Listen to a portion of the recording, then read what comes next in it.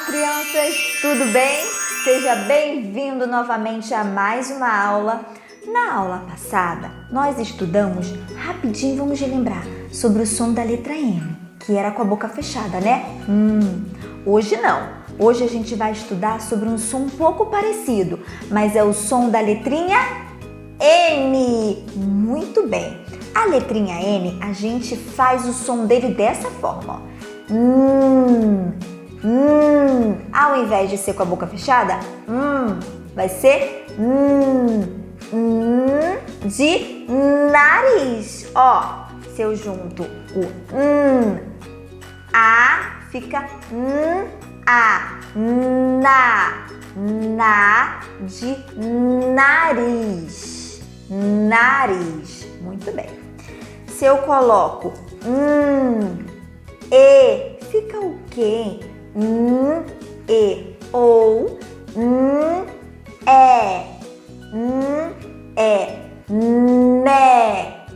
neve, fica neve.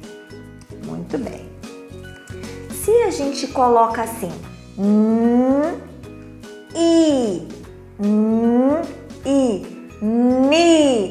ni de Nicolas. Muito bem. Agora vamos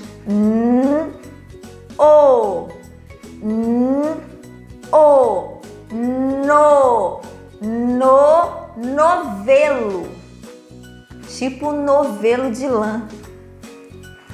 E por último,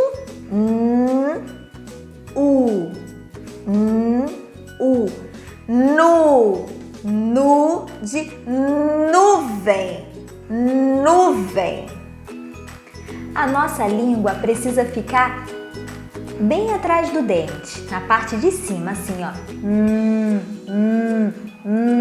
Na, né, ni, nó, nu. Bem lá em cima, para fazer o som do o som do N. E aí, aprendeu mais esse som?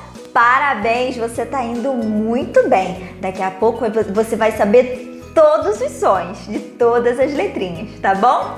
Um beijo grande e se inscreva no canal. Até mais!